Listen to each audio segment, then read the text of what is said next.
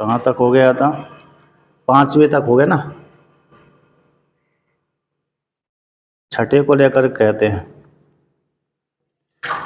तो यहाँ पर आता है जीवात्मा को लेकर के कहते हैं जीवात्मा से जगत की उत्पत्ति होती है, ऐसा मानते हैं। अर्थात जो मानते हैं कि जीवात्मा से जगत की उत्पत्ति होती है, ईश्वर से जगत की उत्पत्ति नहीं होती।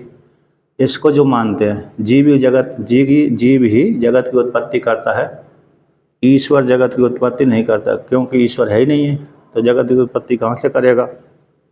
तो इस प्रकार से जो मानते हैं, यानी ईश्वर को नहीं मानते, जीव को मानते हैं, उनको लेकर के यहाँ पर खंडन करते हैं। पूर्व मीमांसा को लेकर खंडन करते हैं और उसी में साथ साथ सांख्य दर्शन भी खंडन हो जाता है, तो उसको लेकर के यहाँ पर वर्णन करते हैं। यानी सांख्य दर्शन में और पूर्व मीमांसा में ईश्वर को स्वीकार नहीं करते और ईश्वर की ज़्यादा प्रधानता स्वीकार नहीं करते, इसलिए जीव का ही जगत है, जीव इस प्रकार से जगत का निर्माण करता है, ऐसा वो मानते। कर्म को लेकर के कर्म प्रधान विश्व रचिरा का, जो जस करे सो तस फल का, इस प्रकार से। तो यहाँ पर है उसी को लेकर के यहाँ पर खंडन करते हैं कि जीव के द्वारा जगत का सृजन नहीं हो सकता, ईश्वर के द्वारा ही जगत का सृजन होता है। तो उसको लेकर के वर्णन करते हैं। अजन्मानो लोकः किमे बहिर्भवन्तोऽपि जगता मदिष्ठातारं किं भवेद्भिरनादृत्य भवति अनीशो वा कुर्याद् भुवनजननेः कः परिकरो यतो मंदास्तां प्रत्यमरवर्षं सेरत इमे। तो यहाँ पर कहते हैं, संबोधन करते हैं, हे अमरवर, अमरों में श्रेष्ठ, अमर यानी देवता, देवताओं के मध्य में ये श्रेष्ठ हैं, देवताओं से भी श्रेष्ठ हैं।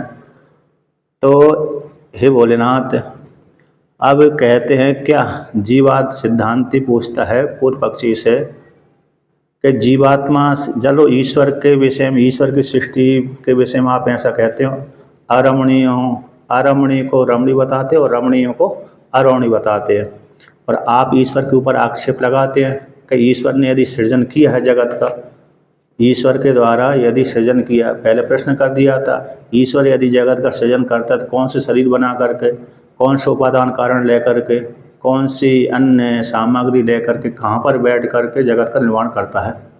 चलो हम मान लेते हैं कि ईश्वर ने नहीं करी सृष्टि, तो जीव ने करी है, तो जीव ने भी करी है, तो क्या कि जीव में इतनी सामर्थ्य है कि इतना विशाल ब्रह्मांड का निर्माण कर सके? ऐसे जीव में सामर्थ्य नहीं है। और जीव में यदि सामर्थ्य है तो वह भी जीव कहाँ से उपादान कारण लेकर के आया, कहाँ पर बैठ करके उसने जगत का निर्माण किया।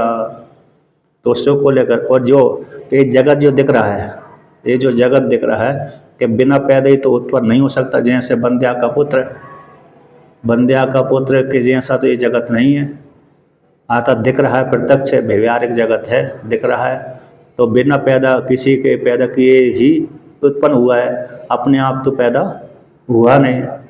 तो उसको लेकर कहते हैं अजन्मानो लोका किम अवयवंतोपि जगताम अधिष्ठातारम किम भव्य विधिर अनादृत्य भवति। है जो लोक हैं क्या बिना पैदा के ही, जन्मानो जन्म पैदा वाले, तो अयम लोक है ना, ई में लोक है जो लोग दिख रहे हैं कि बिना पैदा के, किसी पैदा किए बिना वाले पिता के द्वारा ही अपने आप उत्पन्न हो गए का। किम अवयव बंतोपि, है जो जगत है कि अवयव बंतो अपि जगताम, कहते अवयव बंतोपि लोक अजन्मानो, कहे जो जगत दिख रहा है कि बिना पैदा के ही उत्पन्न हो गया का। क्यों? और जगत कैसा अवयव वाला है, सावयव वाला है, घट पट दिख रहा है, पृथ्वी दिख रही, जल दिख रहा है, वायु दिख रही, आकाश दिख रहा है, तेज दिख रहा है, इस प्रकार से। तो अवयव वाला जो जगत है, ऐसे जगत क्या बिना पैदा के ही हो गया। अतः जो पृथ्वी लोक भूर्भुवा महाजना तप सत्यम अतल बितल आदि, ये पृथ्वी लोक तो प्रत्यक्ष ही दिख रहा है, भुवा भी दिख रहा है, और स्व अंतरिक्ष भी दिख रहा है, अंतरिक्ष आदि दिख रहा है। अन्य ऊपर के लोग भले नहीं दिख रहे, लेकिन पृथ्वी आदि तो दिख ही रही है। तो पृथ्वी आदि लोग क्या बिना अवयव वाले होते हुए भी कि अब बिना पैदा के ये अपने आप उत्पन्न हो गए? कहते जगताम अधिष्ठातारम, जगत का निर्माण करने वाला जो अधिष्ठाता है, शासन करने वाला, जो भव्यदि का करता है, अर्थात जगत की उत्पत्ति वाला है, कि उसको स्वीकार न करके अपने आप ही जगत पैदा हो गया क्या? जो जगत का निर्माण करने वाला ईश्वर है, उसको स्वीकार न करके क्या अपने आप ही जगत का निर्माण अपने आप ही उत्पन्न हो गया? क्या ईश्वर को छोड़कर जीवात्मा ने बना दिया जगत का? चलो मान लो जीवात्मा ने बनाया, तो कितना बड़ा शरीर उसने बनाया, तो जिससे जगत का निर्माण कर लिया। जीव में तो इतनी सामर्थ्य होती ही नहीं है, जीव में इतनी सामर्थ्य नहीं है कि जगत का निर्माण कर सके। यानी हिरण्यगर्भ में भी इतनी सामर्थ्य नहीं है कि जगत का निर्माण कर सके। जो जीव है, हिरण्यगर्भ है, उसमें भी इतनी सामर्थ्य नहीं। सामान्य जीव में तो है ही नहीं सामर्थ्य, लेकिन हिरण्यगर्भ रूप जो देवता है, जीव है, उसमें भी ऐसी सामर्थ्य नहीं है कि जगत का निर्माण कर सके। अनीशो वा कुर्याद भुवन जन्य कहा परिकर, अनीशन ईशन ईश्वर न ईशिति अनीश। अनीशन जो जीवात्मा है, यदि उसने निर्माण किया, मान लेते हैं कि जीवात्मा ने निर्माण किया, तो भवन की उत्पत्ति में का परिकर है, उसने क्या प्रयत्न किया, का सामग्री ली, कहाँ से सामग्री लेके आया, कहाँ से, किस स्थान से सामग्री लेकर के आएगा। जैसे घट बनाएगा कुम्हार, तो कुम्हार जब घट बनाएगा तो एक देश से मृत्तिका लेके आएगा, कुलाल आदि मतलब क्या रहेगा, चक्र आदि रखेगा, और चक्र दंड आदि लाएगा, तब वो घट का निर्माण करेगा। उसी प्रकार से जीव ने यदि निर्माण किया है, तो सामग्री कहाँ से लेकर आया, और इतना ब्रह्मांड उठा कहाँ से सकता है?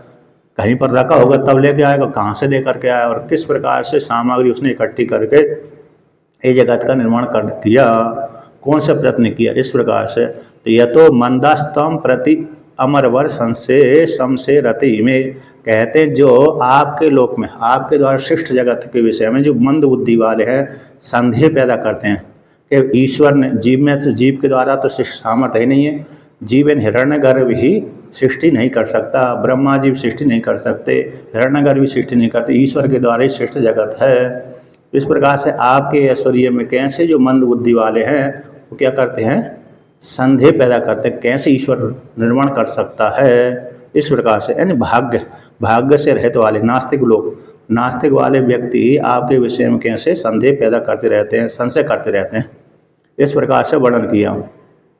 अब ऐसा कहने के पश्चात अब सारे मतों को खंडन करते हैं।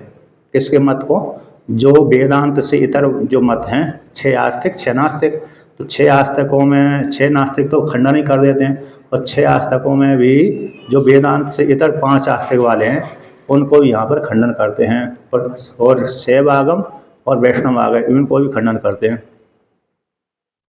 त्रयी सांख्यम योगः पशुपतिमतं वैष्णवमिति प्रभिन्ने प्रस्थाने परमिदमदः पत्यमिति च रुचीनां वैचित्र्याद्रिजुकुटिलनानः पत्यजुषां नृणामेको गम्यस्त्वमसि पैशामर्णव इव। तो यहाँ पर कहते हे भोलेनाथ, हे भोलेनाथ, संबोधन ऊपर के श्लोक से आ जाएगा, हे अमरवर। त्रयी यानी तीनों वेद हो गए, ऋग्वेद, यजुर्वेद, सामवेद, 3 वेद हैं, तो चौथा वेद भी उसी में अंतर्भूत आ जाता है। चौथा वेद जो अथर्ववेद है, इन्हीं तीनों वेदों के अंतर्भूत हो जाता है।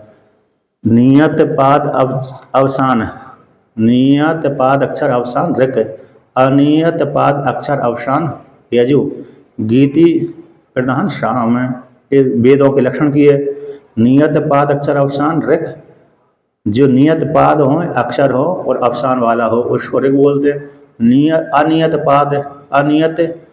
पाद अक्षर अवसान यजु, नियत पाद नहीं है और अक्षर अवसान समाप्ति होने वाला है, समाप्ति वाला, तो यजु कहलाता है। और गीति प्रधान कौन हो गया? साम।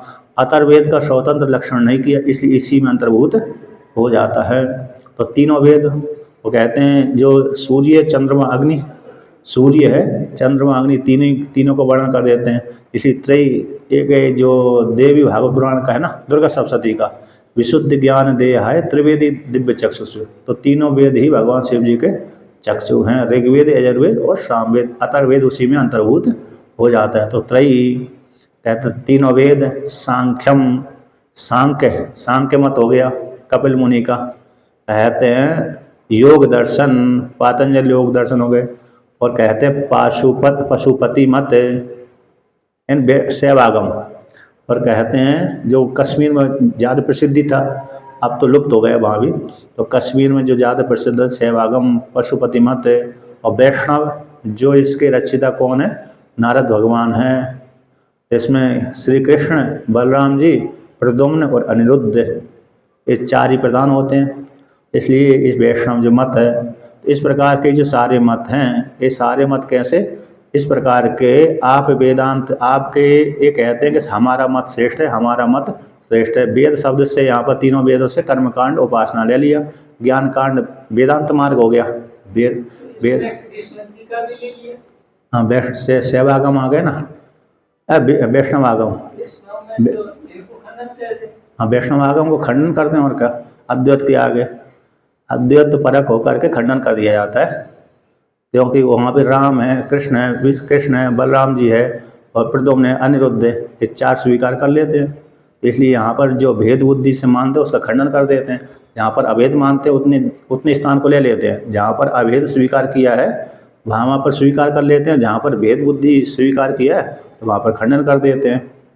इसलिए जहाँ पर शैवों में भी, शैवागम में भी कितने होते हैं, 36 तत्व, 33 तत्व, 36 तत्व, बहुत तत्व कर देते हैं। सांख्य तत्व में, सांख्य दर्शन में अरे 25 तत्व, योग दर्शन में अरे 25 के बाद 26 तत्व हो गया, और इसमें वैष्णव में अरे 33 तत्व हो जाते हैं। तो इस प्रकार से बहुत दिन बढ़ाते जाते हैं। तो ये सभी जो मत एक को छोड़ करके तक जो द्वितीय मानता है, एक से भिन्न जो द्वितीय मानता है उसका खंडन कर दिया जाता है। तो ऐसे जो तीनों वेद में कर्म कांड, उपासना कांड है, सांख्य दर्शन है, योग दर्शन, उपलक्षित, वैशेषिक, नैयायिक आदि भी आ गए। उपलक्षित कौन सा आ गए, वैशेषिक, नैयायिक आदि सारे आ गए, शैवागम, वैष्णवागम, ये सारे। तो कहते हैं प्रभिन्न प्रस्थान है, ये इनका जो प्रस्थान है मार्ग सिद्धांत है, भिन्न भिन्न मार्गों वाला है। तो कहते हैं भिन्न भिन्न मार्ग वाला होता हुआ परम इदम अधः पत्तम इतिचा, वो कहते हैं हमारा मार्ग श्रेष्ठ है, हमारा मार्ग श्रेष्ठ है। सांख्य दर्शन वाले कहते हैं हमारा मार्ग श्रेष्ठ है, योग दर्शन वाले कहते हैं हमारा मार्ग श्रेष्ठ है, और वैष्णव वाले कहते हैं हमारा मार्ग श्रेष्ठ है, और शैव आगम वाले कहते हैं हमारा मार्ग श्रेष्ठ है, नैयायिक कहते हैं हमारा मार्ग श्रेष्ठ है ना, मीमांसक, पूर्व मीमांसक कहते हैं हमारा मार्ग श्रेष्ठ है। और इस प्रकार से और अन्य जो नैयायिक, वैशेषिक, कणाद मुनि मत, गौतम मुनि मत के कहते हैं अपने अपने हमारा मत श्रेष्ठ है। तो कहते हैं इस प्रकार से हमारा मत जो मार्ग है कैसे कल्याणकारी है, कल्याणप्रद है, जीव को सुख प्रदान करने वाला है, ऐसा वो मानते हैं। तो कहते हैं प्रश्न कर दिया, तो कहते हैं ये कैसे आपको छोड़ करके इधर को क्यों ग्रहण कर लेते हैं, वेदांत को छोड़ करके। यद्यपि वेदांत से भिन्न जो एक देशी कोटि में ही आते हैं, वेदांत से इतर जो मत वाले हैं सारे कैसे आते हैं, वेदांत के एक देशी कोटि में ही आते हैं, भेद बुद्धि से मानते हैं, और अभेद बुद्धि से मानते तो वेदांत की कोटि में जाते हैं। जहाँ पर अभेद स्वीकार कर लिया वहाँ पर कैसे हो जाते हैं, वेदांती बन जाते हैं, और जहाँ पर अभेद से भेद बुद्धि कर ली, जीवात्मा परमात्मा में दो जीवों को स्वीकार कर लिया, तो दो जीवों में स्वीकार कर लेने से वेदांत के एक देशी हो जाते हैं, विरोधी भी हो जाते हैं, वेदांत के एक देशी भी हो जाते हैं। जो आत्मा को नहीं मानते वो तो नास्तिक हो जाते हैं, उनका तो सेपरेट ही खंडन हो जाता है। तो इस प्रकार से तो रुचि कहते हैं अब ऐसे ही पकड़ क्यों लेते हैं, स्वीकार इनके इसी मत में क्यों चले जाते हैं, और आपके मत को छोड़ करके, क्यों से आपके मत को छोड़ करके, आप वेदांत मत को छोड़ करके इतर के मत को स्वीकार क्यों कर लेते हैं ये। तो कहते हैं रुचि नाम वैचित्र्या ऋजुकुटिलनाना पतजुषाम नृणाम एको गम्यस्तमसी पैशाम अर्णव इवा। तो कहते हैं वो कहते हैं हमारा मार्ग श्रेष्ठ है, हमारा मार्ग श्रेष्ठ है, किंतु जो व्यक्ति जब घर छोड़ता है, कौन है, घर छोड़ता है कि नहीं छोड़ता है, जैसे साधु बनने गया व्यक्ति, अब साधु घर उसको तो मालूम नहीं कि ये शैव आगम, शैव वैष्णव मत ठीक है, अथवा नाथ मत ठीक है, अथवा अरे सन्यासियों का मत, शैव मत ठीक है, अथवा अन्य उदासियों का मत ठीक है। यहाँ तो चार ही ये चलते हैं, शैव, सन्यासी, वैष्णव, उदासीनाथ, इधर उत्तर भारत में। तो जिस मार्ग में प्रवेश कर गया तो जिस आश्रम में पहुंच गया तो उसी आश्रम की दीक्षा लेकर के बोलते हैं हाँ ये आश्रम ठीक है, ये आश्रम वाला मार्ग सबसे श्रेष्ठ है, कल्याणप्रद है। कहीं जैसे घर से निकला उसको मालूम तो नहीं कि वैष्णव श्रेष्ठ होते हैं, कि सन्यासी श्रेष्ठ होते हैं, कि नाथ श्रेष्ठ होते हैं, कि उदासी श्रेष्ठ होते हैं, किंतु जिस आश्रम में प्रवेश कर गया तो प्रवेश करने से उसको स्वीकार कर लेने से वो कहते हैं यही मार्ग मेरे लिए कल्याणकारी है। और दूसरे में प्रवेश कर गया तो वो कहते हैं ये मार्ग मेरे लिए कल्याणकारी है। तीसरे में प्रवेश कर गया तो ये मार्ग मेरे लिए कल्याणकारी है। तो जिसमें जो प्रवेश कर जाता है, जिस मार्ग में जो प्रवेश कर जाता है उसी में ही वो अपने को मानता है कि ये कल्याणकारी है। तो रुचि नाम वैचित्राद, व्यक्तियों की रुचि अनेक प्रकार की होने से, विचित्र होने से, ऋजु कुटिल नाना पतिजुषाम, कोई सरल मार्ग को स्वीकार करता है, कोई टेढ़े मार्ग को स्वीकार करता है। तो ऋजु यानी सरल हो गए, कुटिल यानी टेढ़ा, और नाना पतिजुषाम नाना प्रकार के मार्ग को सेवन करने वाले। तो जिस मार्ग में प्रवेश कर जाते हैं वही मार्ग कहते हैं हमारे लिए कल्याणकारी है। किंतु ऋजु मार्ग कौन सा है?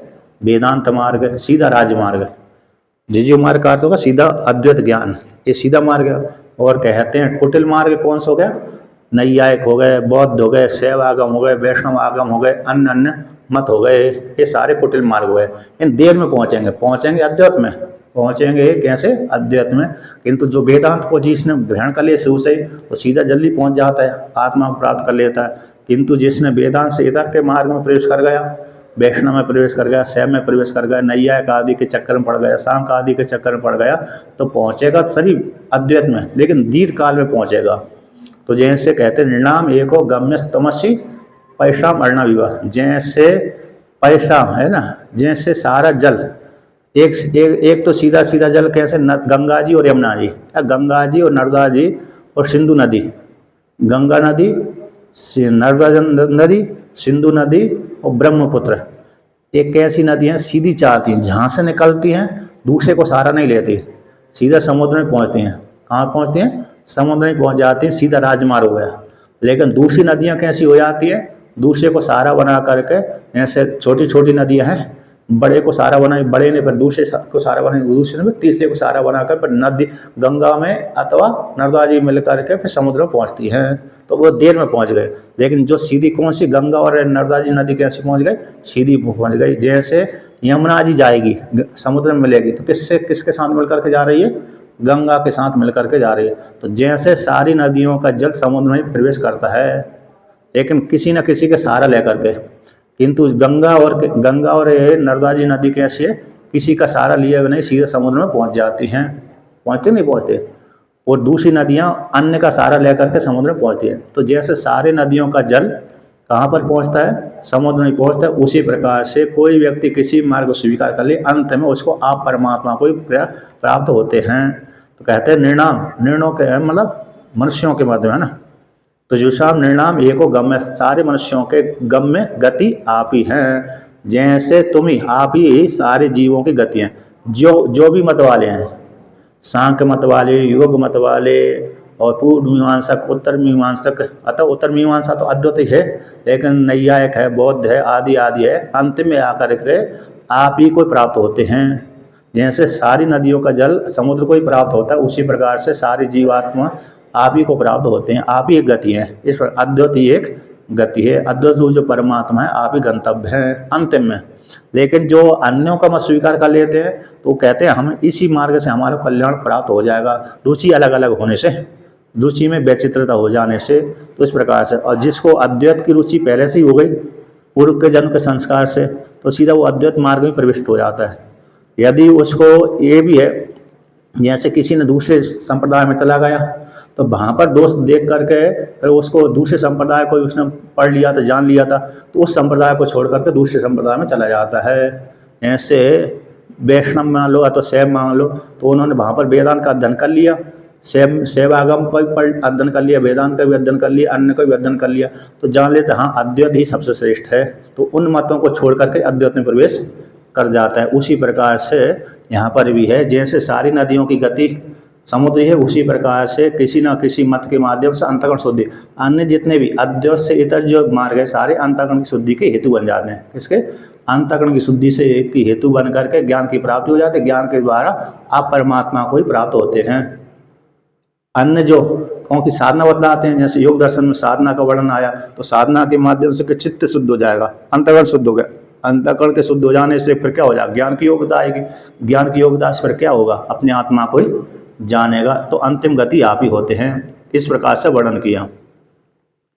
अब यहाँ पर इस प्रकार से कथन करने के पश्चात अब यहाँ पर शिव जी की कहते हैं, ऐसे जो शिव जी ने जो सगुण साकार रूप धारण कर लिया, निर्गुण निराकार परमात्मा ने सगुण साकार रूप धारण करके इस प्रकार सृष्टि करी, उसको लेकर के यहाँ पर वर्णन करते हैं कि शिव जी के पास में अरे गृहस्थी चलाने के लिए कितनी सामग्री है।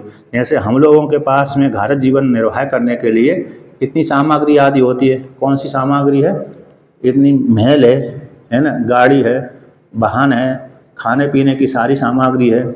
उसी प्रकार से शिव जी के पास में पूरी जीवन यात्रा को चलाने के लिए कुछ सामग्री है अथवा नहीं है, तो उसको लेकर के यहाँ पर वर्णन करते हैं। महोक्षः खट्वांगम परशुरजिनम भस्म फणिनः कपालं चेति यत्तव वरद तंत्रोपकरणम सुरास्तां तां रिद्धिं ददति तु भवद्भ्रू प्रणिहितां नहि स्वात्मः रामं विषय मृगतृष्णा भ्रमयति। तो यहाँ पर वर्णन करते हैं वरद, वरदान को देने वाले, वरद का अर्थ हो गया वरदान को देने वाले, वर श्रेष्ठ, ददानी धातु हो गई देने अर्थ में। तो इस प्रकार से वरदान को देने वाले हे महादेव, आपके पास में तंत्र उपकरणम सामग्री, तंत्र नदीन उपकरण सामग्री, आपके पास में कितनी सामग्री, इतनी सामग्री है, इतनी। तो आपके पास में तब यानी आपके पास में तंत्र उपकरण गृहस्थी चलाने के लिए इतनी सामग्री है। कितनी है कि महोक्षा, महोक्षा यानी महान उच्च यदि मोक्षा, महा शब्द महान अर्थ में उच्च यानी बैल, उक्षा का बूढ़ा, उक्षा यानी बैल होता है, नंदी होता है, उसके ऊपर जो होता है शिवलिंग जैसा, हैं शिवलिंग जैसा होता है ना ऊपर। अच्छा, उसको उक्षा बोल, हाँ उक्षा ही बोलते हैं। वृषभ, वृषभ में रूढ़ है, उक्षा यानी वृषभ, उक्षा का अर्थ होता है वृषभ, नंदी। उसका जो है क्या है, कुंवर, विशेष वो गुण है। अच्छा, उक्षा ऊपर वाला, अरे क्या बोलते हैं, कुमुद नहीं, कुमुद नहीं, ककुद, ककुद, ककुद बोलते हैं, ककुद। तो ककुद यानी तो कहते हैं महा उक्षा, महान उक्षा यानी बूढ़ा बैल। तो महान हो गया तो बूढ़ा हो गया, बहुत पुराना है। भगवान शिव जी के पास में कितना है, महान बूढ़ा बैल है, गृहस्थी चलाने के लिए एक बूढ़ा बैल है। कहते हैं घर जीवन स्वीकार कर लिया था उन्होंने शिव जी ने। अब यहाँ पर कहते हैं कुछ अरे बिस्तर आदि के लिए, लकड़ी आदि काटने के लिए, जंगल में जाने के लिए और बिस्तर आदि के लिए कुछ, तो कहते हैं खटवांगम। यहाँ पर खटवांग तो एक अरे अस्त्र विशेष है, खाट का पाया भी है, फर्निश कहते हैं। खटवांग एक कपालियों के, कपाल मत में खटवांग शब्द आता है, खटवांग है ना। एक खटवांग नाम का राजा भी हुआ था। कैसे हुआ था, खटवांग नाम का राजा हुआ था। और खटवांग शब्द अरे कपाल मत में, कैसे कापालिक जो मत है ना, शैवों का एक मत है कापालिक मत है, उसमें अस्त्र विशेष का नाम है खटवांग। कौन सा नाम है, अस्त्र विशेष का। तो और दूसरा खटवांग यानी लकड़ी का पाया भी होता है।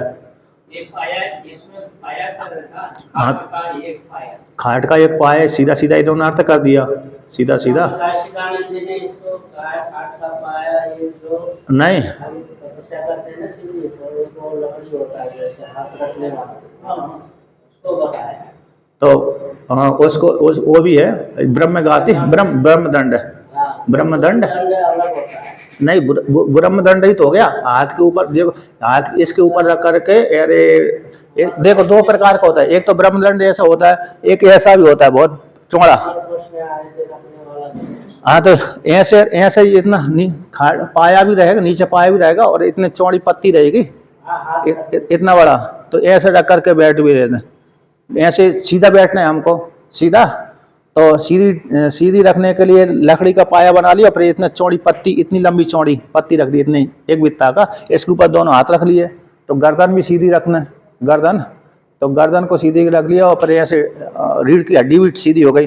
रीढ़ की हड्डी और गर्दन सीधी हो जाने के लिए पद्मासन लगा करके बैठना और सिद्धासन लगा कर बैठ करके, इस प्रकार से वो सीधी रखने के लिए, नहीं तो नोक टेढ़े हो जाएंगे। तो उसको तपस्या के लिए उसका प्रयोग करते हैं। तो मधुसूदन सरस्वती महाराज ने और इस टीका में उसको खड्वांगम शब्द का अर्थ किया है कपालिक मत में विशेष अस्त्र। कपालियों के मत में एक प्रसिद्ध है, क्या है, एक अस्त्र विशेष है उनके मत में, उनके सिद्धांत में। तो यहाँ पर तो ब्रह्म दंड भी हो सकता है। कैसा? ब्रह्म भजन करने के लिए ब्रह्म दंड, अथवा जो इस प्रकार से हाथ रखकर भजन करेंगे ना, ब्रह्म दंड भी हो जाएगा। और दूसरा ये भी हो जाएगा, ऐसा एक और सीधी रीढ़ की हड्डी सीधी करने के लिए, भजन के समय में ध्यान लगाने के लिए, भजन करने के लिए, इस प्रकार से। और दूसरा अस्त्र विशेष है। तो ये हो गया। अब कहते हैं हाँ, तो खडवा वहाँ पर मधुसूदन सरस्वती, देखिए मधुसूदन सरस्वती महाराज ने वहाँ पर ऐसे ही अर्थ किया है, कपालिकों का अस्त्र विशेष। कपालिक मत में अस्त्र विशेष खटवांगर शब्द का अर्थ है, प्रसिद्ध है वहाँ पर। इसलिए अब कहते हैं परशु, लकड़ी काटने के लिए क्या हो गया, परशु हो गया। नहीं तो अस्त्र विशेष नहीं लेते, यहाँ पर सीधा सीधा है, ब्रह्मदंड हो जाएगा। कौन सा हो गया? भजन करने के लिए ब्रह्मदंड है, ठीक है ना। अब ब्रह्मदंड हो गया। दूसरा परशु, लकड़ी काटने के लिए घर जीवन स्वीकार किया, तो लकड़ी काटने के लिए कुछ ना कुछ चाहिए, अस्त्र विशेष, कुल्हाड़ी मुड़ाड़ी। तो कहते हैं परशु ले लिया। अथवा किसी कोई झगड़ा करने आ गया तो परशु काम ही अस्त्र विशेष हो ही गया। झगड़ा करने से उसको निपटने के लिए क्यों हो गया परसा। जो भाई परसा को परशुराम जी को दे दिया था, जो शिव जी के हाथ में परसा था उसी को ही परशुराम जी को दे दिया। उसी परसा से ही उन्होंने क्या किया था, सारे बहुत से क्षत्रियों को हराया था। अब कहते हैं बैठने के लिए क्या है कि अजिनम, ओढ़ने के लिए, पहनने के लिए क्या है, जैसे हमारे पास तो वस्त्र आदि होते हैं, उनके पास शिव जी के पास क्या है, अजिनम यानी चर्म है। हाथी की चर्म और बाघ की चर्म, दो चर्मों को पहनते हैं शिव जी। हाथी के चर्म को ओढ़ते हैं और नृसिंह भगवान की चर्म को पहनते हैं। भगवान विष्णु के, जो भगवान विष्णु ने जब नृसिंह रूप धारण किया था ना, उस नृसिंह रूप धारण किया था, उसी शरीर की खाल नोच ली थी भगवान शिव जी ने, सर्व रूप धारण करके। तो सर्व रूप धारण करके भगवान विष्णु जो नृसिंह बने थे उसकी खाल को लौट लिया था, उसी खाल को धारण करते हैं। इसलिए उनके पहनने के लिए वस्त्र कौन सा है, अजिन। कहते जैसे अन्य सामान्य स्त्री पुरुष पाउडर लगाते हैं, तो भगवान शिव जी अरे चंदन आदि भी लगाते हैं, पाउडर भी लगाते हैं, चंदन आदि भी लगाते हैं। तो शिव जी क्या लगाते हैं कि भस्म लगाते हैं, वो भी मरी हुई की चिता के भस्म। और कहते हैं सभी स्त्री पुरुष अन्य लोग वाग माला आदि पहनते हैं, तो भगवान शिव जी क्या पहनते हैं, फणिनहा यानी सर्प की माला पहनते हैं। जनेऊ का भी काम करता है और माला का आभूषण का भी काम करता है। कहते हैं कपालम, अर्थ खाने के लिए हमारे पास थाली आदि होती है, सोने की थाली, चांदी की थाली, अन्न की थाली। तो भगवान शिव जी के पास में कौन सा पात्र है जो खाने के लिए, कहते हैं कपालम, ब्रह्मा जी का सिर यानी खोपड़ी। तो ऐसी सामग्री भगवान शिव जी ने रखी है कि जो कोई दूसरा व्यक्ति चाहे करके भी नहीं मांग सकता है कि नहीं। बूढ़ा बैल भी कोई नहीं चाहता, बूढ़ा बैल यदि मांगेगा तो सेवा करना पड़ेगी, इसलिए वो भी कोई नहीं मांग सकता। खटवांगम, लकड़ी का एक पाया मान लो, तो कोई अस्त्र विशेष मान लो, उसको भी क्या करेंगे हम, तो उसको भी जरूर ना। परसा तो सामान्य परसा है, वो भी पुराना हो गया होगा। अजिनम यानी खाल कौन मांगेगा। और भस्म, मरे हुए व्यक्ति की भस्म तो कोई मांग ही नहीं सकता। और तो सब मांग हैं, मरे हुए की भस्म मांग लेते हैं, कहाँ मांगते, मरे हुए की भस्म कौन मांगता है। अरे तांत्रिक मांग रहे, तांत्रिकों को स्वार्थ से मांग रहा है व्यक्ति हो, तो इतनी सामग्री तो भस्म आदि नहीं मांगते। वो भस्म हो तो वो कहते हैं हमारे ऊपर कृपा कर दो।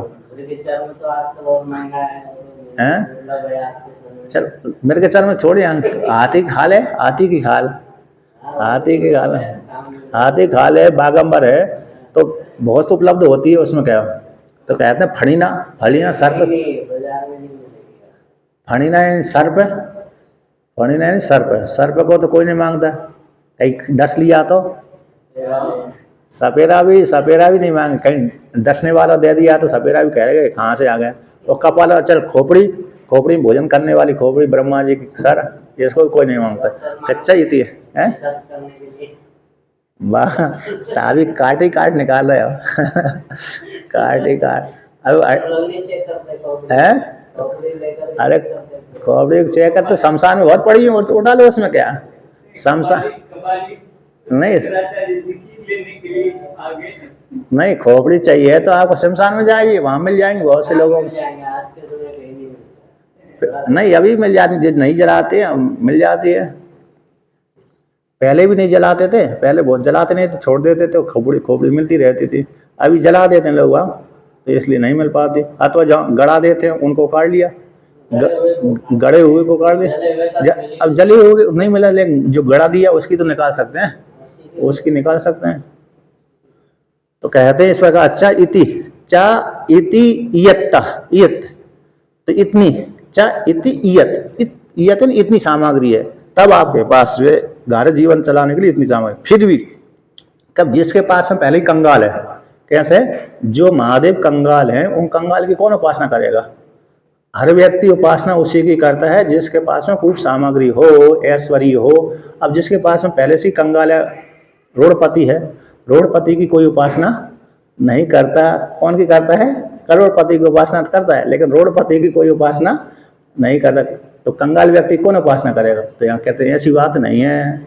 सुरास से ताम ताम वृद्धिम ददति तू भवद भ्रू प्रणीता। कि सुरानी देवता ताम ताम वृद्धि को धारण कर लेते हैं आपकी भ्रुकुटी हिलना मात्र से। आप जैसी देवता आपकी उपासना करते हैं, उपासना के बल के प्रभाव से आप उनको कहते हैं हाथ उठा के देने की जरूरत नहीं पड़ती, बस आप भ्रुकुटी हिला देते हैं। क्या हिला देते हैं? भ्रुकुटी। तो भ्रुकुटी हिलाने मात्र से ही देवता उस अष्ट सिद्धि नवनिधि के दाता 8 सिद्धियों निधियों 9 निधियों को प्राप्त कर लेते हैं। तो सुरास ताम ताम रिद्धिम धरती, उस रिद्धि सिद्धि को प्राप्त कर लेते हैं आपकी भ्रू प्रणहिता, आपकी भ्रुकुटियों के हिलने मात्र से ही। इसलिए तो ऐसा नहीं कि आपकी कोई ऐसे कंगाल पति है इसलिए आपकी कोई उपासना नहीं करते, ऐसी बात नहीं है। आप उपासनीय हैं, आपकी हर देवता उपासना करते हैं और उसी देवता आपकी उपासना करके अष्ट सिद्धि और 9 निधि को प्राप्त कर लेते हैं। नहीं, फिर जब वो देवता आपकी उपासना करके इतनी सामग्री को प्राप्त कर लेते, पर आप उसका भोग क्यों नहीं करते? है ना, आपके पास में जो ऐश्वर्य है उस ऐश्वर्य को आप भोग क्यों नहीं करते, भोग क्यों नहीं करते? कहते नहीं स्वात्मा राम विषय मृग तृष्णा भ्रमयति। जो स्वात्मा आत्मा में रमण करता है उसको मृग तृष्णा भ्रमित नहीं करते। विषयरूज मृग तृष्णा है, तो विषयरूज मृग तृष्णा कैसे कल्पित है, मिथ्या है। तो जानता है स्वात्मा राम, इसलिए उसमें चक्कर में नहीं फंसता, आता उसका सेवन नहीं करता। जैसे भरद्वाज ऋषि के पास सारे ऐश्वर्य था, किंतु कहाँ पर रहते थे? जंगल में रहते थे। जंगल में तो रहे, प्रयागराज में रहे, अन्य जगह में रहे, आश्रम बना कर रहे। अब लेकिन उनके पास कितने ऐश्वर्य थे, जब तक भरत जी उनके पास नहीं गए तब तक किसी को क्या मालूम था। अब जैसे भरत जी वहां पर पहुंचे राजा बन करके, तो उन्होंने भरत जी का कैसे स्वागत किया था? ब्रह्मलोक की सारी स्त्रियां, बहुत सी स्त्रियां, ब्रह्मलोक स्वर्गलोक, अन्य के गंधर्व यक्ष गंधर्व सारे देवता ऋषि मुनि इतने ऐश्वर्य वहां पर आ गए। और वहां की जो अयोध्या की जितनी प्रजाति वो तो ऐसी कहने लगी कि भरत जी की कृपा से हमको इतना स्वर्ग वाला ब्रह्मलोक वाला सुख प्राप्त हुआ। भरत जी हमारे राजा बने रहे, ऐसे राम जी जंगल में भी बने रहे, राम जी जंगल में भी बने रहे, वो राम जी वहीं जहाँ जंगल में वहीं सुखी रहे। और हमारे जो राजा भरत जी हैं वो हमें यही राजा ही बने रहे और हमको यहीं छोड़ दें भरत जी। क्या छोड़ दें? यहीं, हम तो बड़ी आनंदित हैं, ऐसी राजा हमारे लिए चाहिए।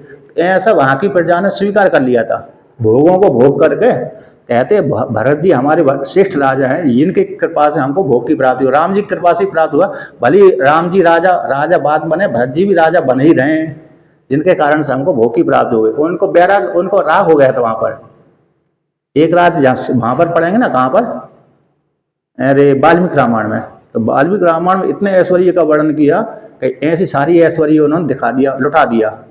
तो कहते स्वयं ने तो भोग नहीं किया, भरद्वाज ऋषि ने जो उनके पास में ऐश्वर्य था, सिद्धियां थी, उसका भोग उन्होंने बिल्कुल भी नहीं किया, किंतु राजा भरत को भोग करवा दिया, भरत की सेना को भोग करवा दिया। भरत जी ने तो भोग नहीं किया, लेकिन भरत जी की प्रजा थी वो सारी प्रजा ने भोग किया। और सारी उसी पे भोग करके आनंदित हो गई, उनको ऐसे ऐश्वर्य कभी प्राप्त नहीं हुआ था। वो तो अयोध्या भी जो लौटने की जरूरत नहीं कर रहे थे, तो राम जी को दर्शन करने की भी इच्छा नहीं थी उनको कि राम जी के दर्शन करने जाना है हमको, वो भी भूल गए थे। और अयोध्या में लौट कर जाना है वो भी भूल गए थे कि हम यहीं रहेंगे, हमको तो बड़ी आनंद की प्राप्ति हो रही है। इस प्रकार से उन्होंने वहां पर कहा था। अब कहते हैं, अच्छा इसमें भी ये है ना, कवि कवि कवि को आपने कभी कविता सुनी होगी, कविता। एक कवि ने भगवान शिव जी की भारत जीवन को लेकर के 4-5 श्लोक बनाए हैं। जैसे जैसे एक श्लोक गाता हूं यहाँ पर, कैसे राम जी को, इस कंगाल है ना, शिव जी कैसे कंगाल है, कंगाल पति है ना, उसको लेकर कहते हैं, रामादिया चय में दिनिम धन पतेर बीजम बलालांगलम प्रेते सन महिषम तवास्ति वृषवा हालम त्रिशूलम तवा सक्ता हम तब चान्न दान करणे स्कंदोस्ति गोरक्षणे खिन्ना हम हर भिक्षया कुरु कृषिम गौरी बचा पातुआ। कहते हैं शिव जी ने घर जीवन निर्वाह किया था, उनकी पत्नी भी थी और 2 बच्चे पैदा हो गए थे, गणेश जी और कार्तिक भगवान। और भगवान शिव जी घर जीवन है तो भिक्षा मांगने के लिए बहुत से आते हैं, और स्वयं भगवान भी उन घर जीवन वाले व्यक्ति के पास में भिक्षुक आते नहीं आते, ब्रह्मचारी जाएंगे, वानप्रस्थी जाएंगे और सन्यासी जाएंगे। तो शिव जी के घर में भिक्षा मांगने के लिए खूब जाते हैं, मतलब भिक्षा लेने के लिए। और शिव जी स्वयं भिखारी है, शिव जी कैसे कौन है, स्वयं भिखारी, दूसरे घर में मांगने के लिए ला करके भिक्षा खाते हैं। और जब भिक्षा बना लिया, भोजन बना लिया, उसी काल में अतिथि आ जाते हैं। तो कहते हैं गौरी परेशान हो गए, तो गौरी कहती है कि रामाद याचा मेदिनी, कहते रामा यानी परशुराम जी ने यज्ञ किया था, तो क्या कर रहे थे, प्रतिविधान करी थी। तो परशुराम जी के पास में चले, शिव जी से कहती पार्वती कि राम जी के पास में, परशुराम जी के पास में चले जाओ, मेदिनी मांग लो, और तुम्हारे जो पति अरे कौन से सका है, धनपति कुबेर, उनसे बीज मांग लो। क्या मांग लो, बीज मांग लो। और कहते हैं खेती करो, खेती किससे मांग लिया, परशुराम जी से। बीज किससे ले लिया, कुबेर से ले लिया। कहते हैं जोतने के लिए हल चाहिए, तो जोतने के लिए हल चाहिए तो बलाद लांगलम, बलराम जी से लांगल मांग लो। बलराम जी से क्या मांग लो, लांगल, हल। कहते हल में पहले आपके पास में तो एक बैल है ही है, आपके पास में है तो एक बैल है, तो एक चीज जरूर चाहिए। कहते प्रेते सान महिषम, जो प्रेतों का है ना मृत्यु देता, जीवों को मारने वाले जो मृत्यु यमराज है, उससे क्या मान लो, महिष मांग लो, महेश है। और कहते एक तब आस्ती वृषभा, और आपके पास में वृषभ है ही है, नंदी है ही है, तो एक तरफ नंदी जोड़ जाएगा, एक तरफ भैंसा जोड़ जाएगा। तो कहते हैं अब जो हल में नीचे लोहे चाहिए, लोहे यदि नहीं लगाया तो वो लकड़ी काम नहीं देती। कहते हैं आपके पास त्रिशूल है ही है, त्रिशूल, तो त्रिशूल को उसमें लगा दो नीचे, जिससे जमीन खुलने लगेगी। हालम त्रिशूलम तब सकता हम तब चा अन्नदान करने, तो मैं परेशान हो गई, खिन्न हो गई अन्नदान करने। अच्छा दूसरे कहते हैं सकता हम तब चा अन्नदान करने, मैं क्या करूंगी, चलो आपने इस प्रकार खेती कर रहे हैं तो मैं क्या करूंगी, कहता मैं आपको समर्थ हूँ, कहते अन्नदान करने, आपको भोजन बना करके दूंगी, आपको क्या दूंगी, भोजन बना करके मैं दूंगी। कहते ठीक है। स्कंद क्या करेगा, कार्तिक क्या करेगा, कार्तिक कहते गोरक्षण, और जंगल में जाएगा घास फूस लेकर का बैलों को चराएगा, बैल को और भैंस को। तो कहते इस प्रकार से खन्ना हम हर भिक्षाया कुरुकृष्ण गौरी बचा पात हुआ। तो शिव जी से कहती है पार्वती कि हे भोलेनाथ, आपकी भिक्षा से मैं खिन्न हो गई, क्योंकि पूर्ति नहीं हो पाती, भिक्षा से तो घर जीवन नहीं चलता, पूर्ति नहीं हो पाती, इसलिए तुम कृषि करो, ऐसी गौरी एक वाणी है।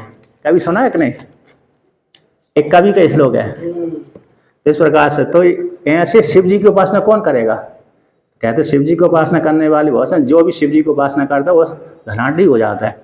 ज्यादातर धनाढ़ कौन होते हैं, ज्यादातर धनाढ़ शिव जी की उपासना करने वाले होते हैं, ऐसा प्रसिद्धि है। शिव जी शीघ्र प्रसन्न भी हो जाते हैं, और ज्यादा धनाढ़ जितने भी होते हैं प्राय करके शिव जी के भक्त होते हैं, क्योंकि शीघ्र धन दे देते हैं। विष्णु भगवान की उपासना करने वाले धनाढ़ तो होते हैं लेकिन कम होते हैं, अब अपवाद हो जाता है, लेकिन प्राय करके ज्यादा धनाढ़ शिव जी को उपासना करते हैं, ऐसी प्रसिद्धि है लोक में। अच्छा देखिए अब इस प्रकार से घर जीवन को कह करके अब मत को लेकर के वर्णन करते हैं। नैयायिक, बौद्ध, जैन आदि को लेकर के, वेदांती नैयायिक आदि को लेकर कहते हैं ध्रुवम कश्चित् सर्वं सकलमपरास्ते ध्रुवमिदं परहो द्रव्या द्रव्ये जगति गदति व्यस्त विषये समस्ते पे तस्मिन् पुरमतनतैर्विस्मित इवास्तु वञ्जी ह्रेमि त्वां न खलु ननु दृष्टा मुकिरता। कहते हैं यहाँ पर संबोधन किया पुरमतन। तो पुरमतन का अर्थ हो गया, 3 प्रकार का पुर बताया था। पुरमतन यहाँ पर पहला ये पुरमतन शब्द है किसका वाचक है? जागृत अवस्था, स्वप्न अवस्था और सुषुप्ति अवस्था। तो 3 अवस्था ही ये 3 शरीर है। 3 अवस्था ही कैसे हो गए? 3 शरीर। इन तीनों शरीरों को नष्ट करने वाले किसके द्वारा नष्ट करते हैं? ब्रह्म ज्ञान के द्वारा। तो ब्रह्म ज्ञान के द्वारा तीनों पुरों को नष्ट करने वाले हे महादेव, पुर को मंथन करने वाले। एक अर्थ ये प्रधान अर्थ हो गया। दूसरा अर्थ हो गया कि त्रिपुरासुरों के तीनों पुरों को नष्ट करने वाले। त्रिपुर हर भी संबोधन है। तो दूसरा अर्थ हो गया त्रिपुरासुरों के, एक कल्प में बाणासुर के पुरों को नष्ट किया था, एक कल्प में मैं नाम के दानव के 3 पुरों को नष्ट किया था, एक कल्प में तारकासुर के पुत्रों के 3 पुरों को नष्ट किया था। तो अलग अलग कल्प की घटना है। तो इस प्रकार से पुरमतन कह दिया। हे पुरमतन, कहते ध्रुवम कश्चित् सर्वम सकलम, सकल टुकड़ा कहते हैं। कुछ कोई कहते हैं, क्या कहते हैं? ध्रुव है नहीं, सत्य है, जगत सत्कार्यवादी सांख्यवादी कहते हैं जगत कैसे संपूर्ण है, जगत है। जगत कैसा है? इस प्रकार से सत्य है, सकलम है ना, संपूर्ण। तो इस प्रकार से कुछ लोग, कुछ वादी कहते हैं संपूर्ण जगत को इदम सर्वम जगतम है, जो जगत कैसा है? सत्य है। इस प्रकार सत्कार्यवादी ये वर्णन करते हैं। चल रहा है। तो कहते हैं ध्रुवम कश्चित् सर्वम सकलम अपरस्तम इदम अध्रुवम। तो यहाँ पर दूसरे वादी कहते हैं सकलम जगतम, सकलम है संपूर्ण जगत। तो यहाँ पर संपूर्ण जो जगत कैसे है? ध्रुव है, सत्य है। कश्चित् है ना, कुछ कहते हैं, कुछ केचिदवादी है, सांख्य दर्शनवादी जो सत्कार्यवादी हैं इस जगत को सत्य मानते हैं। संपूर्ण जगत कैसे सत्य है? सत्कार्यवाद होने से इस कारण से ही जो कार्य उत्पन्न हो रहा, पहले से कार्य में विद्यमान था, पहले ही घट मृतिका में विद्यमान था, लेकिन कार्य रूप से अभिव्यक्त नहीं था। अब बाद में कार्य रूप से अभिव्यक्त कर दिया। इस प्रकार से तो है जो जगत कैसा? सत्य है। इस प्रकार सांख्य मत वाले, सांख्य वेदांती आदि मानते हैं। सांख्य है, बौद्ध है, सांख्य है और कौन है? योग दर्शन वाले और वेदांती भी हैं, उसी में जाते हैं। तो ध्रुवम कश्चित् सर्वम, संपूर्ण सर्वम सकलम जगतम, तो इदम जगतम, तो है जो जगत है संपूर्ण जगत ध्रुव है, सत्य है, इस प्रकार से मानते हैं। और अपरस्तु, तो कुछ से कहते हैं, नैयायिक आदि कहते हैं कि ये जगत कैसा? असत्य है, सत्य नहीं है। अन्य जो मत वाले हैं, दूसरे बौद्ध आदि मत वाले हैं, है ना, कौन से? दूसरे असत्कार्यवादी बौद्ध आदि हैं, वो कहते हैं सत्य नहीं है, असत है। असत से ही सत्य की उत्पत्ति होती है, शून्य से ही जगत की उत्पत्ति होती है, बुद्धि से ही जगत की उत्पत्ति होती है, भ्रांति से देखता है। और शून्य से ही असत व इदम अग्रे आसीद, असद व इदम अग्रे आसीद, असत से ही जगत की उत्पत्ति होती है। सदैव स्वम इदम अग्रे आसीद, सदैव स्वम इदम अग्रे आसीद, इस सूत्र से सत से जगत की उत्पत्ति होती है। असदेव इदम अग्रे आसीद, असत से सत्य की उत्पत्ति होती है। तो इस श्रुति को किस प्रकार से? दोनों से वर्णन कर दिया इस श्रुति के अनुसार। तो सत से ही जगत की उत्पत्ति होती है, इसलिए सत्कार्यवाद हो गया। असत से ही जगत की उत्पत्ति होती है, इसलिए शून्यवाद हो गया। अब उसमें वेदांत के रूप से व्याख्यान करेंगे तो पहले दिख नहीं रहा था, कारण रूप से अभिव्यक्त था जगत, लेकिन कार्य रूप से अभिव्यक्त नहीं था। कारण रूप से तो था लेकिन कार्य रूप से नहीं था। इस प्रकार से तो असत कार्यवादी आ गया, बौद्ध आदि है। तो बौद्ध आदि इस प्रकार से कहते हैं, असत जो कार्यवादी हैं तो कहते हैं असत से, शून्य से जगत आदि की उत्पत्ति हुई। अतः मृतिका में घट नहीं था, मृतिका में घट नहीं था। नैयायिक कहते हैं मृतिका में घट नहीं था, उस मृतिका से जगत की घट की उत्पत्ति होती है, नया उत्पन्न होता है, असत से सत की उत्पत्ति होती है। इस प्रकार से अब और जो मृतिका सत्य है उससे असत कार्य जो घट की उत्पत्ति होती है दिखने लगता है, बाद में फूट जाता है, इसलिए सत्य नहीं है, असत हो जाता है। तो असत से सत्य की उत्पत्ति होती है। ऐसे इस विषय में इस प्रकार से वर्णन करते हैं। अब दूसरे कहते हैं बौद्ध के बौद्ध को वर्णन कर दिया और सांख्यवादी को मत वर्णन कर दिया। अब जैनों का मत कहते हैं, पर दूसरे अन्यवादी कहते हैं ध्रुव्य ध्रुवे जगति गदति व्यस्त विषय। इस प्रकार से कैसे ध्रुव्य और अध्रुव्य ध्रुव यानी सत्य, अध्रुव यानी असत्य। तो इस विषय में, जगत के विषय में वर्णन करते हैं। सत्य और असत्य हो भी सकता है, नहीं भी हो सकता है। आत्मा हो भी सकती, नहीं भी हो सकती। घट हो भी सकते, नहीं भी हो सकते। हो गए बीच में, सत्य भी है, असत्य भी है, दोनों प्रकार से स्वीकार करते हैं। कौन? जैन मत वाले। तो जैन मत वाले अर्धवैनाशिक कहलाते हैं। हो भी सकता है, नहीं भी हो सकता, संशय बना रहता है उनको। कभी वेदांत के, कभी आस्तिक मत में चले जाते हैं, कभी नास्तिक मत में चले जाते हैं। तो आस्तिक और नास्तिक दोनों को स्वीकार करते हैं, तो बीच वाले कहलाते हैं, अर्धवैनाशिक कहलाते हैं। इसलिए ध्रुव, जगत को ध्रुव और अध्रुव दोनों रूप से मानते हैं। सत्य भी मानते हैं, असत्य भी मानते हैं। इस प्रकार से जगत के विषय में गदति कथन करते हैं। व्यस्त विषय पृथक पृथक रूप से कहते, पृथक पृथक रूप से भिन्न भिन्न विषय में इस प्रकार से वर्णन करते हैं। कहते समझते, कहते समष्ट रूप से तो अपि एतस्मिन् पुरमतन तैर विषय तैर विस्मृतिवा। तो कहते हो इस प्रकार से समष्टि रूप से तो हे पुरमतन, आपके द्वारा सृष्ट जगत, आपके द्वारा ये जगत कैसे सृष्ट है और आपसे भिन्न नहीं, आप में ये कल्पित है। ये जगत कैसे आप में कल्पित है। तो कहते हैं संपूर्ण मत में, मतवादों में। तो इस प्रकार से इन उनके द्वारा, यहाँ पर पुष्पदंताचार्य कहते हैं कि तैर उनके द्वारा, इस प्रकार से सारे वादियों के मत को उठा करके, सारे वादियों के मत को उठाकर, तैर उनके माध्यम से, तैन उनके द्वारा, उन वादियों के मत को उठाकर इस प्रकार से आपकी स्तुति करते हैं। शिव जी की स्तुति किस प्रकार से कर रहे हैं पुष्पदंताचार्य? जैन को लेकर के, बौद्धों को लेकर के, वेदांती को लेकर के, सांख्य दर्शन को लेकर के, योग दर्शन को लेकर, वैष्णव मत को लेकर के, शैव मत को लेकर के, उन वादियों के मतों को उठा करके भगवान शिव जी की स्तुति कर रहे हैं। तो क्या स्तुवन स्तुति करते हुए जरेहमी त्वाम न खलु ननु दृष्टा मुकरता। कहते इस प्रकार से मतों को उठा करके आपकी स्तुति कर रहे हैं। विस्मृति यानी आश्चर्य के समान, विस्मृति आश्चर्य चकित के समान। तो आश्चर्य के समान इस प्रकार से आप स्तुति कर रहे हैं। तो स्तुति करते ही लज्जा क्यों नहीं आ रही? कहते ननु खलु दृष्टा मुकरता, क्योंकि इस प्रकार से आपकी स्तुति करने पर आश्चर्य नहीं हो रहा है, लज्जा क्यों नहीं आ रही? तो हम आपकी कहते हैं जरेहमी लज्जा, जरेहमी शब्द कैसी है? लज्जा का वाचक होता है। न खलु त्वाम, न कहते त्वाम न खलु जरेहमी, इस प्रकार से लज्जा क्यों नहीं आ रही? लज्जा क्यों नहीं? ननु दृष्टा मुकरता, ये लज्जा नहीं आ रही। लज्जा ना आने पर कैसे, क्यों नहीं आ रही लज्जा? के दृष्टा मुकरता, बाचालता है। बाचाल व्यक्ति को लज्जा नहीं आती, वाचाल व्यक्ति को जैसे लज्जा नहीं आती, उसी प्रकार से मैं आपकी अनेक दृष्टांतों को लेकर के, अनेक मतों को लेकर के आपकी स्तुति कर रहा हूँ, फिर भी मेरी इस प्रकार से दृष्टता है, बाचालता है, इस प्रकार से ढीठता है। कैसी है? तो आपकी स्तुति करने पर, आश्चर्यचकित होने पर भी इस प्रकार से नए मतों को उठा करके, अन्य वादियों के मतों को उठा करके आपकी जो स्तुति कर रहा हूँ भाई मेरी बाचालता ही है। इस प्रकार से यहाँ पर वर्णन किया। न लजात, जैसे कोई व्यक्ति है ना, मंच पे अभिनय करता है बालक बालिका। अब बालक बालिका अभिनय करने के पश्चात ऐसा कभी दृश्य बता देता है, तो जिससे सामने वाले, देखने वाले व्यक्ति कैसे हो जाते हैं? हंसने लगते हैं। तो हंस करके देख करके फिर वो तो उनकी हंसी को ना देख करके भी सब नाचता ही रहता है। कैसे ही? नाचता ही रहता है। उसके देखते वो ये नहीं बोलता है कि ये मेरे इस कृत्य को देख करके मेरे ऊपर हंसा है, तो मेरे को लज्जा हो जाना चाहिए, लज्जित हो जाना चाहिए, आतप बंद हो जाना चाहिए। तो वो बंद नहीं होता, बल्कि उनकी उपेक्षा करके वो नाचता ही रहता है। उसी प्रकार से मैं भी आपकी स्तुति इस प्रकार से वादियों के मतों को उठा करके आपकी स्तुति कर रहा हूँ, किंतु मेरे को इस प्रकार से स्तुति करते हुए लज्जा नहीं आ रही। ये लज्जा ना आने में हित कौन है? बाचालता एंड झीठता। तो बाचालता निश्चित रूप से कहते हैं ननु दृष्टा मुकरता, निश्चित रूप से मेरी बाचालता, इसी हेतु से बाचाल होने वाला व्यक्ति लजाता नहीं है, बल्कि इस प्रकार से कृत्य करता ही रहता है। उसी प्रकार से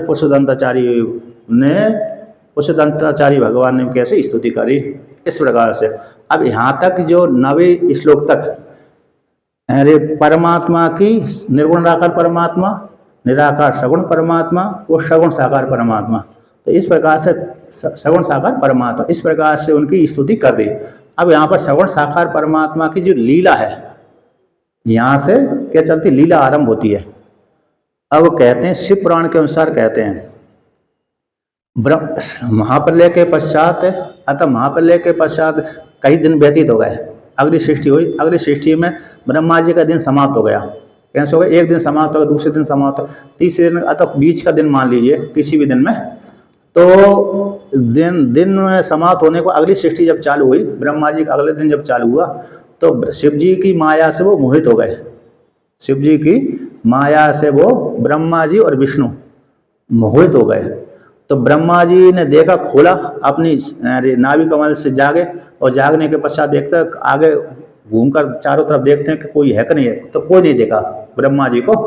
तो उन्होंने देखा कि मैं तो इस कमल के ऊपर बैठा हुआ हूँ, सोया हूँ, वहां से उठ करके ये कमल कहाँ से उत्पन्न हुआ है, कहाँ से उत्पन्न? तो उस कमल की नाल पकड़ करके आया तो देखा विष्णु भगवान की नाभि से निकला हुआ है। तो विष्णु भगवान नाभि को देख करके विष्णु भगवान से कहते हैं, हे पुत्र उठो और मुझको प्रणाम करो, मैं तुम्हारा पिता हूँ, और पिता के रहते हुए पुत्र को प्रणाम करना चाहिए, इसलिए मैं श्रेष्ठ हूँ, जगत पिता, पिता महा मेरी संज्ञा है, मैं जगत पिता हूँ और तुम मेरे पुत्र हो, इस प्रकार से मैं श्रेष्ठ हूँ, तुम मेरे को प्रणाम करो।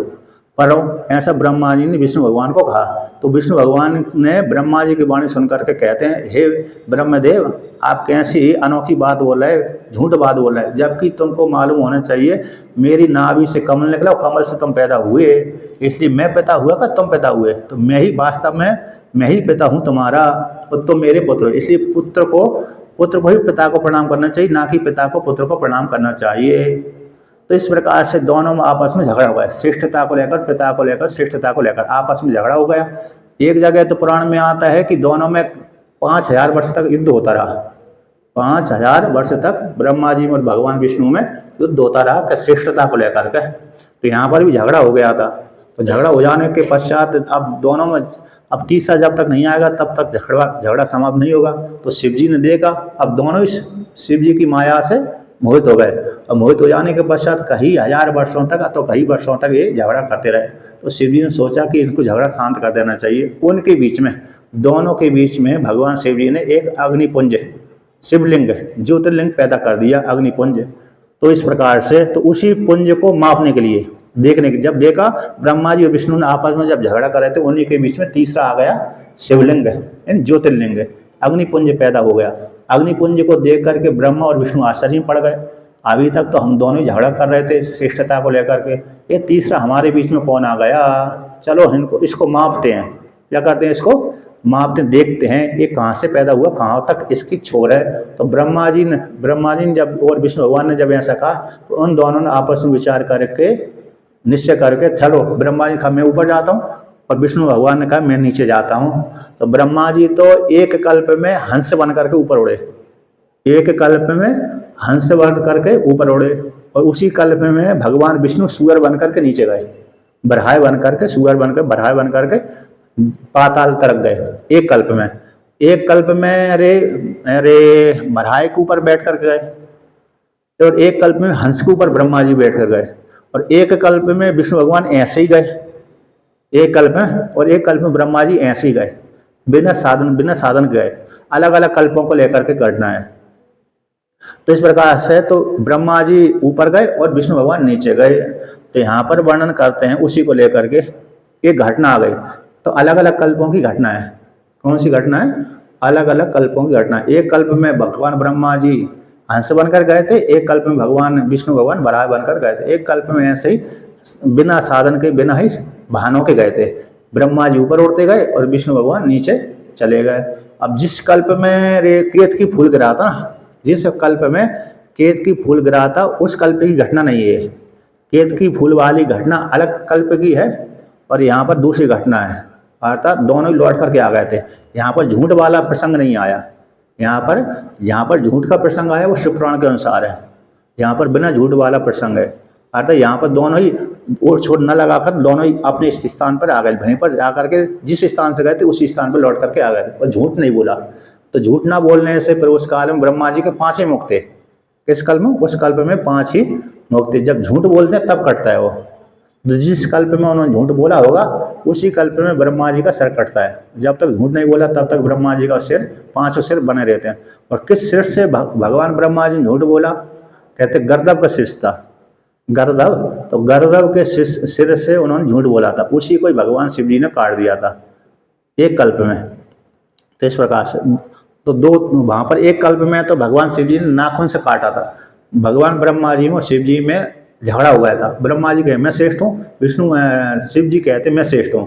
तो आपस में दोनों में झगड़ा हो जाने से भगवान ब्रह्मा जी ने या भगवान शिव जी ने, रुद्र ने नाखून को ही अस्त्र बना करके ब्रह्मा जी का एक सर काट दिया। एक कल्प में, एक कल्प में तो वीरभद्र ने काटा ब्रह्मा जी का सर, एक कल्प में शिव जी ने स्वयं काटा। इस प्रकार से जिस कल्प में झगड़ा हुआ था उसी कल्प में काटा। तो इस कल्प, इस जो घटना है बिना काटने वाली घटना है, तो उसको लेकर के यहाँ पर वर्णन करते हैं। तवेश्वर्यं यत्नात् यदुपरि विरञ्चिर्हरिरदः परिच्छेतुं याता वनलमनलस्कन्दे वपुषः ततो भक्ति श्रद्धा भर गुरुगृणाभ्यां गिरिशयते स्वयं तस्ते ताभ्यां तव किमुनुवृत्तिर्न फलति। तो यहाँ पर कहते हैं गिरीश, ग्रव सेते गिरीश, पर्वत पर शयन करने वाले, है ना, पर्वत पर शयन करने वाले को गिरीश बोलते हैं और गिरी के स्वामी है। तो हे गिरीश, तब यानी आपका ऐश्वर्य, जो आपका ऐश्वर्य कौन से, जगत की उत्पत्ति पालन संहार, और दूसरा शिवलिंग है। उस काल में शिवलिंग रचना करी थी।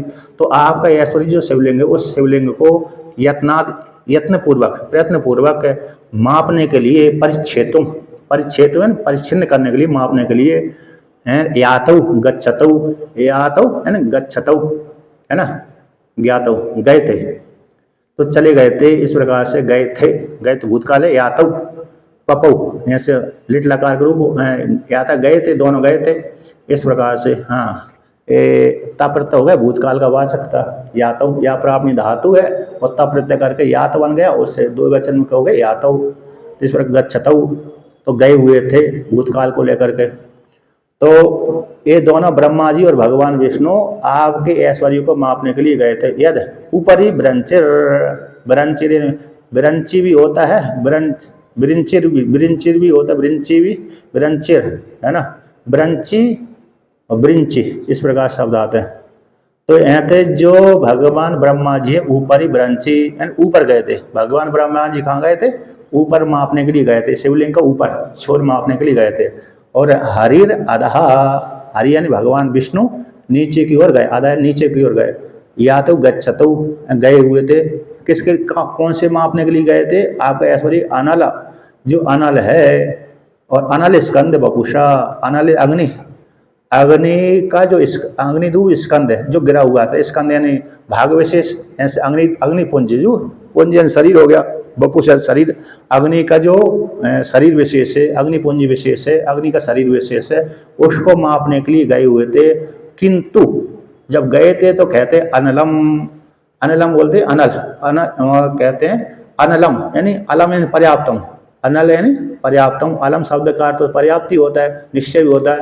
तो यहाँ पर अनल, ना अलल इति अनलम, कहते पर्याप्त नहीं हुए, अनल अलम बोलते हैं पर्याप्तम, ना पर्याप्तम इति अनलम, अनल अर्थात पर्याप्त नहीं हुए। अर्थात ब्रह्मा जी और विष्णु भगवान वो नीचे के छोर को मापने में समर्थ नहीं हुए और ब्रह्मा जी ऊपर के छोर को मापने में समर्थ नहीं हुए। जब नहीं हुए तो कहते हैं ना होने पर दोनों ही लौट करके आ गए। तो कहाँ गए, पर जहाँ से गए थे उसी क्षेत्र में आ गए। तो वहाँ पर आकर क्या किया उन्होंने, तत्व भक्ति श्रद्धा भर गुरु गृणद्भ्याम गृहीयत स्वयं तस्ते ताभ्याम तब किमुनुर्वृत्तिर्न फलति।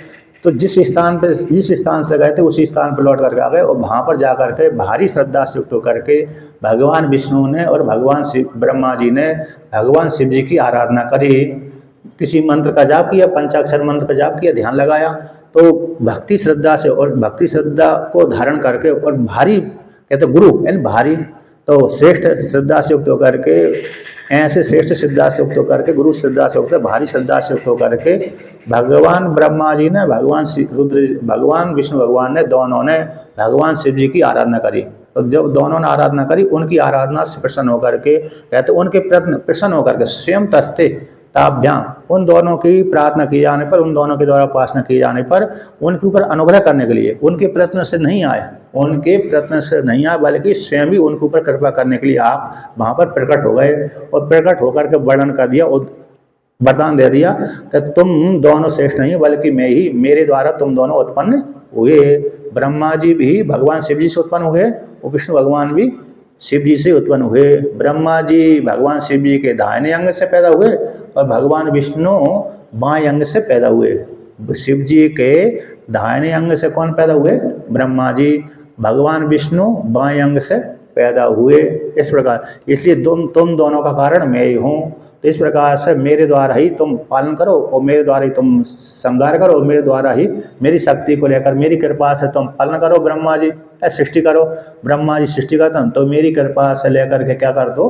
तुम सृष्टि करो, और मेरी कृपा से लेकर के मेरे आशीर्वाद से तुम विष्णु भगवान पालन करो, और मेरी कृपा से मैं तुम्हारे रूप में पुत्र के रूप में पैदा हो जाऊंगा, रुद्र बन करके संहार करूंगा। तो इस प्रकार से तो भगवान ब्रह्मा जी भगवान विष्णु के ऊपर कृपा करने के लिए स्वयं ही प्रकट हो गए, स्वयं तस्ते स्वयं प्रकट हो गए थे। तो जिस प्रकार से ब्रह्मा और विष्णु की भक्ति फलीभूत हो गई, तो तब किमु अनुवृत्ति न फलते, क्या हम लोगों की भक्ति फलीभूत नहीं होगी? अतः निश्चित रूप से होगी। जैसे ब्रह्मा जी की और विष्णु भगवान की भक्ति फलीभूत हो गई, उनको दर्शन दे दिया और मोह को निवृत्त कर दिया, अज्ञान को नष्ट कर दिया, उसी प्रकार से जो भी भक्त भगवान शिव जी की आराधना करता है तो वह आराधना से प्रसन्न होकर के उसकी भक्ति भी फलीभूत होती है, अतः निश्चित रूप से होती है। जो भी आराधना करेगा अवश्य उनकी भक्ति फल को देने वाली होगी। किसकी? भक्तों की भक्ति, भक्तों की भक्ति भगवान शिव जी वाली भक्ति से, भगवान भक्तों की भक्ति जो शिव जी के प्रति है, वो शिव जी की भक्ति, शिव जी में होने वाली भक्ति निश्चित रूप से फल देने वाली हो जाती है। भक्तों की भक्ति है ना, शिव जी की भक्ति, शिव जी में प्रेम जो किया जाता है वो प्रेम, शिव जी में प्रेम है, भक्ति है, तो भक्तों को फल देने वाली निश्चित रूप से होती है। जिस प्रकार से ब्रह्मा और विष्णु की भक्ति फलीभूत हो गई, दर्शन दे दिए, उसी प्रकार भक्तों की भक्ति भी फलीभूत होती है, दर्शन देने वाली हो जाती है, अर्थात शिव जी की दर्शन कराने वाली हो जाती है। तो इस प्रकार से वर्णन किया। ओम शांति शांति शांति। ठीक है।